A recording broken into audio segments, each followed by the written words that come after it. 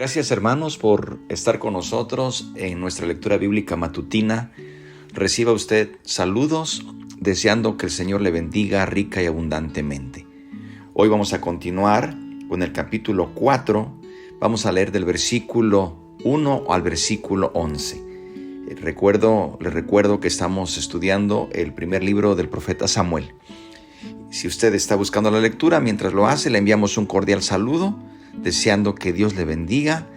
Donde usted se encuentra en este momento, reciba nuestros saludos, reciba también de parte de todo el ministerio nuestra gratitud por orar por este ministerio y también por compartir el enlace, la liga o el link, por suscribirse a nuestro canal y también por unirse a las peticiones de oración. Así que de esta forma pues le damos la bienvenida a nuestra lectura bíblica matutina en esta mañana y leemos la palabra de Dios en sus primeros 11 versículos del capítulo 4 del primer libro de Samuel. Y Samuel habló a todo Israel. Por aquel tiempo salió Israel a encontrar en batalla a los filisteos y acampó junto a Ebenezer, y los filisteos acamparon en Afec. Y los filisteos presentaron la batalla a Israel, y trabándose el combate, Israel fue vencido delante de los filisteos, los cuales hirieron en la batalla en el campo como a 4,000 hombres. Cuando volvió el pueblo al campamento, los ancianos de Israel dijeron: ¿Por qué nos ha herido hoy Jehová delante de los filisteos? Traigamos a nosotros de Silo el arca del pacto de Jehová, para que viniendo entre nosotros nos salve de la mano de nuestros enemigos. Y envió el pueblo a Silo, y trajeron de allá el arca del pacto de Jehová, de los ejércitos que moraba entre los querubines, y los 2 hijos de Elí, Ofni y Fines, estaban allí con el arca del pacto de Dios. Aconteció que cuando el arca del pacto de Jehová llegó al campamento, todo Israel gritó con tan gran júbilo que la tierra tembló. Cuando los filisteos oyeron la voz del júbilo, dijeron: ¿Qué voz de gran júbilo es esta en el campamento de los hebreos? Y supieron que el arca de Jehová había sido traída al campamento. Y los filisteos tuvieron miedo, porque decían: ¿Ha venido Dios al campamento? Y dijeron: ay de nosotros, pues antes de ahora no fue así. Ay de nosotros, ¿quién nos librará de la mano de estos dioses poderosos? Estos son los dioses que hirieron a Egipto con toda plaga en el desierto. Esforzaos, oh filisteos, y sed hombres, para que no sirváis a los hebreos, como ellos os han servido a vosotros. Sed hombres y pelead. Pelearon pues los filisteos a Israel, e Israel fue vencido, y huyeron cada uno a sus tiendas, y fue hecha muy grande mortandad, pues cayeron de Israel 30,000 hombres de a pie. Y el arca de Dios fue tomada, y muertos los 2 hijos de Elí, Ofni y Fines. Hasta aquí vamos a dejar la lectura bíblica de esta mañana en estos primeros 11 versículos. Nos narra la lectura cómo los filisteos capturan el arca del pacto. Muchos creen que el hecho de que nos encontremos súbitamente con una acción de guerra de los filisteos obedece al interés de vengar las pérdidas que les produjo el último y heroico acto de Sansón, que echó abajo el templo de Dagón. Recordemos, esto lo encontramos en el libro de los Jueces. Desde muchos años atrás, recordemos, los filisteos que estaban asentados en la parte sur de la llanura costera de Canaán eran llamados por los egipcios pueblos del mar. Y cuando los israelitas invadieron la tierra prometida, no pudieron desalojar a los filisteos de la estrecha franja que ocupa a lo largo del Mediterráneo. Esto debemos recordarlo en Jueces 13, versículo 3. Los filisteos, por lo tanto, son identificados con las 5 ciudades fortificadas de Gaza, Ecrón, Asdod, Ascalón y Gad, que les sirvieron de bases y nunca han dejado de existir. 4 de ellas pueden ser encontradas fácilmente en un mapa de hoy en día. Aunque la Biblia menciona a los filisteos 286 veces y habla de su territorio en otras 8, sorprende lo poco que se sabe de este pueblo. Los filisteos le dejaron al mundo muy poco en el ámbito de la cultura, la literatura y el conocimiento. Tan es así que la palabra filisteo se ha convertido en sinónimo de ignorante, inculto o cerrado de mente. Sin embargo, en su tiempo se distinguieron por su capacidad bélica y durante 200 años resultaron los principales enemigos del pueblo de Israel, hasta que fueron completamente doblegados por David. El nombre Palestina se deriva de ese pueblo. El primer combate de esta ofensiva filistea a la que hace referencia nuestro texto tuvo lugares en las cercanías de la moderna ciudad de hoy en día llamada Tel Aviv y dejó un saldo de derrota y 4,000 muertos entre las filas israelíes. Los ancianos que trataban de hallarle una causa al desastre les preguntaban a los soldados que regresaron con vida: ¿por qué nos ha herido hoy Jehová delante de los filisteos? La pregunta era lógica, pero la respuesta con que se contentaron era bien superficial. Ni siquiera pensaron que todo se podía deber a ellos mismos y terminaron culpando a Dios. En conclusión, consideraron que la solución estaba en llevar el arca del pacto para que los acompañara en la batalla y con ello la victoria iba a ser segura. Ciertamente, durante el tiempo que anduvieron errantes por el desierto, el arca fue llevada al frente del pueblo para darles seguridad de la presencia protectora de Jehová. Pero Dios no les había mandado que la llevaran a la batalla, ni Él les había hecho ninguna promesa a ese respecto. El arca era símbolo de la presencia del Dios justo y santo en medio de su pueblo, y por ello la más preciosa y sagrada de las posesiones de Israel. Pero no era ni un amuleto de la buena suerte, ni un arma secreta para triunfar en la guerra. Queridos hermanos, esto aplica a nuestra vida. No por el hecho que tengamos una Biblia en casa, eso nos asegura la victoria. Tenemos que leerla, aplicarla y obedecerla. No por el hecho de asistir al templo o de tener un templo, nos garantiza la victoria. Debemos honrar a Dios en su templo y debemos asistir en obediencia y disposición de corazón para adorarle. A veces nos confundimos.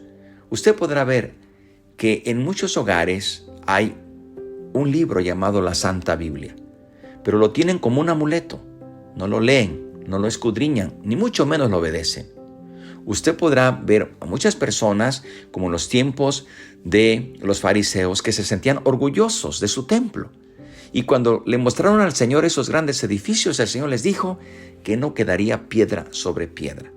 Porque, queridos hermanos, lo que nos garantiza la victoria, la permanencia y lo que nos garantiza las promesas de Dios es obedecer a Dios en su palabra, adorarle, honrarle y recordar aquel primer mandamiento, que debemos amar a nuestro Dios con toda nuestra mente, con todo nuestro corazón, con toda nuestra alma y con todas nuestras fuerzas.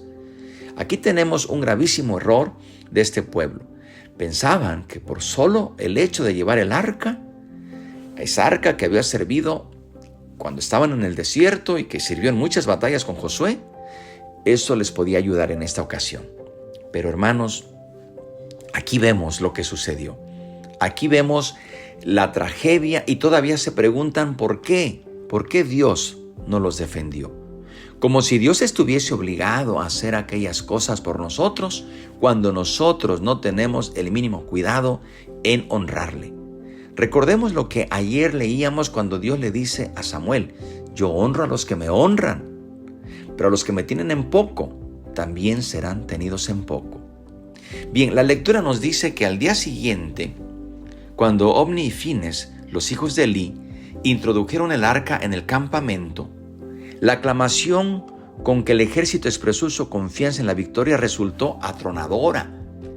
Obviamente los soldados estaban saturados de la misma interpretación supersticiosa que bullía en los ancianos, y en cierto sentido, los propios filisteos no resultaron ajenos a ese sentir y expresaron sus temores, recordando lo que Jehová les había hecho a los egipcios para liberar a los hebreos.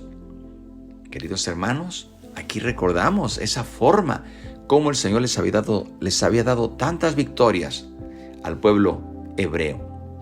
Para nosotros es difícil comprender la enormidad de la pérdida que tuvo Israel de más de 30,000 hombres frente a los filisteos. Pero estos últimos se esforzaron en el combate y resultaron con una derrota aplastante. Entre las bajas que sufrieron las fuerzas de Israel se contaban las de los 2 hijos de Elí. Queridos hermanos, esto nos hace ver que encima de tanta desgracia estaba la captura del arca del pacto, que resultó tomada como trofeo de guerra. Para muchos israelitas, tanto desastre equivalía al exterminio de la nación. Esto nos sirve como un buen ejemplo y nos recuerda, queridos hermanos, que nosotros tenemos que estar siempre atentos a las instrucciones de Dios. Debemos estar siempre consagrados para que el Señor pueda manifestarse en medio de nosotros. Debemos ser obedientes a su palabra. Y vemos que en esta lectura, hasta estos 11 versículos, Israel fue avergonzado. Israel fue derrotado.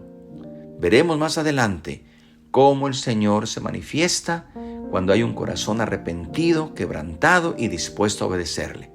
Por lo pronto yo le invito a que hagamos una oración y le digamos al Señor: Señor, ayúdanos.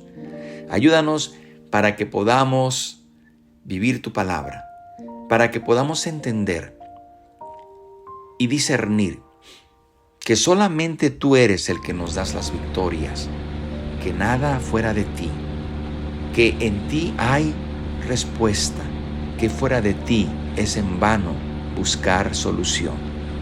Ayúdanos en esta mañana a entender que tú eres un Dios vivo, eres un Dios de vivos y que buscas corazones dispuestos, buscas corazones entregados a ti y que estemos dispuestos para seguir siempre tu perfecta voluntad. Tenemos el ejemplo en esta lectura que cuando nos apartamos de tu voluntad, cuando nos apartamos de la obediencia y del camino de la santidad, las pérdidas son grandes, aun cuando pensemos que será diferente. Tú eres claro en tu palabra, nos recuerda una vez más lo que tú dices en tu bendita palabra, que tú siempre vas a honrar a los que te honran, pero los que te tienen en poco serán humillados y quebrantados. Hoy, Señor, queremos honrarte y obedecerte. Toma nuestra vida. Te lo pedimos en el nombre precioso de Cristo Jesús. Asimismo te pedimos por las necesidades que en este momento estamos recibiendo. Tú eres un Dios de misericordia. Hoy estamos aquí y nos unimos en oración, pero sobre todo te pedimos que cambies el corazón, que nuestras intenciones sean transformadas por ti. Y yo sé que tú eres un Dios que tienes poder para sanar, para restaurar, para levantar, para liberar, pero sobre todo quieres nuestro corazón. Ayúdanos en esta mañana. Te lo pedimos en el nombre precioso de Cristo Jesús. Amén. Que Dios le bendiga, hermano y hermana, y sigamos adelante. Sigamos escudriñando la Sagrada Escritura.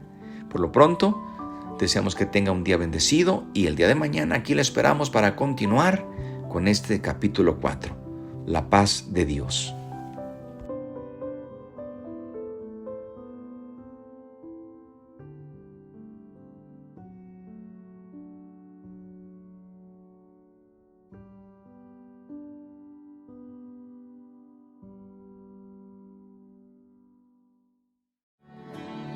Jesús respondió: Yo soy el camino, la verdad y la vida. Nadie viene al Padre si no es por mí. La Iglesia Cristiana Interdenominacional y el pastor Saúl Vega presentan Esperanza de Vida, un programa dirigido a su corazón para conocer más del poder de Dios y su palabra para bendición de nuestras vidas. Escúchenos aquí en Radio Inspiración. Si desea visitarnos y desea saber más información acerca de nuestro ministerio y conocer nuestros horarios de servicio, llámenos al 562-550-9198, 562-550-9198. Esperanza de vida. Un mensaje para su corazón. Que Dios le bendiga abundantemente.